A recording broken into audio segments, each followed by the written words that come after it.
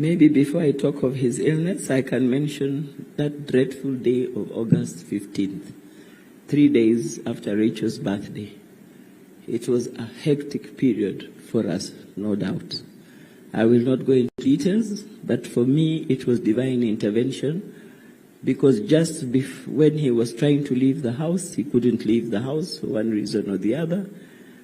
We requested, the Archbishop Ole Sapit called in to request him to assist in clearing the protocol processes, so that since he had already decided that he was going to announce the results on that day, Ole Sapit called in to say, Archbishop Ole Sapit, he called in to say, I need you to assist me clear the religious team into the Bomas because the queues are heavy.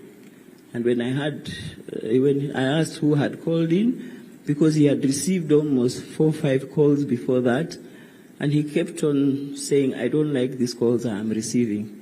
So when I asked, so who has called in? He said it is the Archbishop. He explained what he was trying to say, and I told him, please request the Archbishop to come home. They said, but they're just 5 minutes away. Are you ready to receive guests? I said, yes. So in less than 5 minutes, actually 5 minutes, a team of 14 religious men drove into our compound. They came in, they stood in the sitting room, they said they are not sitting. And I said to them, every morning I pray for my husband. Every morning we stand at the door and I would say, I'm praying for you, praying for your wisdom, that God gives you direction. That started in 2017. I told the Archbishop, today I could not pray. So please, just pray as he proceeds to Bomas. And the Archbishop prayed. They all prayed. I offered them tea so that I could delay them a little, because my husband had come in early in the morning. He had taken a rest and I needed him he was still dressing up. And they said, no, we are not sitting. We have prayed, we want to leave. I used the security guards to delay him. Thank you, Mahanu, who was head of our security. He ensured they tried to delay, and the next thing there was a procession to Bomas, and with this gentleman in the middle of that procession.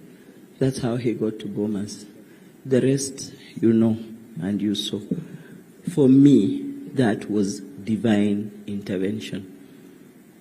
Because he came home and he said, I saw somebody point a gun at me. And I think it was the security that pushed him down, and then they took him out.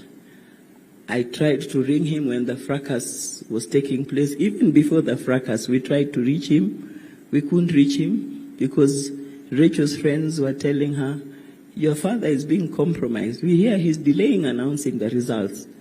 So when we tried to find out what is happening, we even called upon Sam Gituku. He happened to be airing Citizen Live. I asked him, I got his number, I called, I said, there's something happening at Bomas. Can you put it on air? And he said, I don't see anything happen. In less than a minute, he says, oh my God, I now can see what's happening. He says the only thing he could do for us was to refer us to some human rights institution, because there's nothing more he could do. But we thank him for whatever little that he did. So there was the fracas.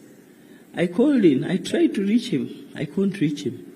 Eventually, I got the aide to take the phone to anybody who was around him. The nearest person he found was Bishop Oginde. And I asked him, is my father alive? That's my husband alive? That's all I need to know. He said, yes, I can see he's alive. I said, you are a man of God. Please speak the truth. He says, it is the truth. Your husband is alive. So that is how that day went. Of course, there's so much more to it. If you're interested, you'll have to look for me at another time. But I don't think it's a discussion we really want to engage in, because it was very rough for us as a family. Jonathan and Emmanuel were not in Nairobi, yet people kept on coming in and telling the aides, the brother is here, he wants to come in. But we thank the security that we had on that day. So this handsome gentleman of mine I will not go into the story. You were told about the first surgery. When that first surgery, the first diagnosis took place, there was discussion to have the surgery done in Nairobi. It was the doctors in Nairobi who had recommended that he could go to Germany. And they are the ones even who arranged for us, because they said, much as it can be done in Kenya, the problem is the equipment we have.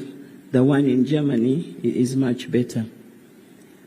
So to fast forward, after his first surgery, his second surgery, then that's when he started becoming a bit weak.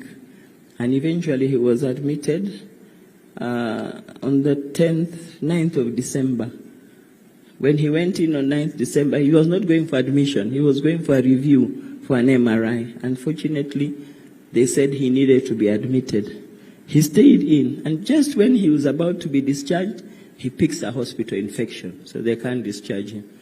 So the time that when we kept on trying to get the doctors were willing to discharge him, but just when they're about to discharge him, when he's getting better, they find he has an infection in the chest or an infection here and there. So eventually he was discharged, and he was discharged to palliative care. At this point, he was not speaking. And at that point, a Right Honorable Speaker had visited him in the ICU. At that point of ICU, he would have movements. He would respond with his hands or his eyes. And also we received a visit from the governor of Trans Nzoia, who also visited him. Again, that time he was now really getting down.